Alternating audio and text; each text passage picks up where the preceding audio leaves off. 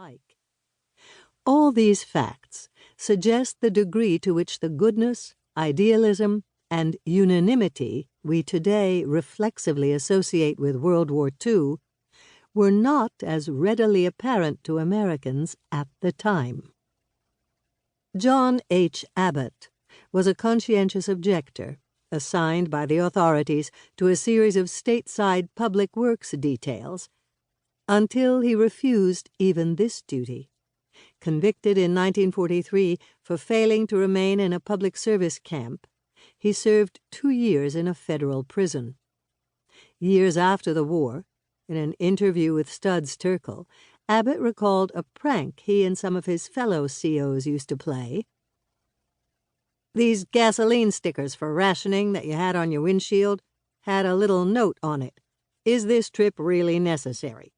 We'd scratch out trip and write war. Is this war really necessary?" One can disagree with Abbott. In other words, one can, as I do, believe that the United States' involvement in the war was necessary, yet still question the way that participation has been remembered in the wake of wars considerably less galvanizing and unifying.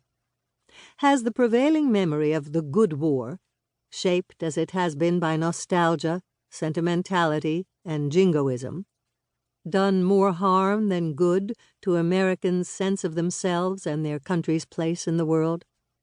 Has the meaning of American force been perverted by a strident, self-congratulatory insistence that a war extraordinary in certain aspects was, in fact, unique in all?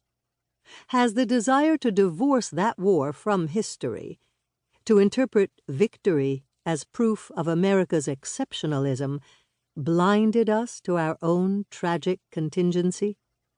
Finally, has the repeated insistence by so many on the country's absolute unity behind the war effort effectively exacerbated ongoing social and political divisions? These are some of the questions motivating this book. More than 75 years on, World War II remembrance continues to distort the country's past and thus to obstruct the realization of a more expansive future. But that belief hasn't prevented me from asking myself, while writing this book, is this trip really necessary? Such is the sacral force of war's mythology, especially that of World War II, the good war that served as prologue to 3/4 of a century of misbegotten ones, that I embarked on this project with some trepidation, even as I perceived the need to explore the ways in which retrospective interpretations of the Second World War, the last American military action about which there is anything like a positive consensus, have shaped our thinking about American identity, and in particular about American violence abroad and at home. Myths grant life and take it away, give birth to nations and tear them apart. All the countries that fought World War II developed particular narratives about this cataclysmic event.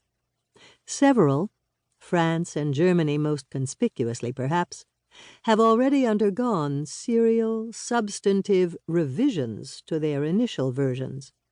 There has always been a double edge to the American mythology surrounding World War II. For a long time now it has simultaneously fortified and diminished the United States.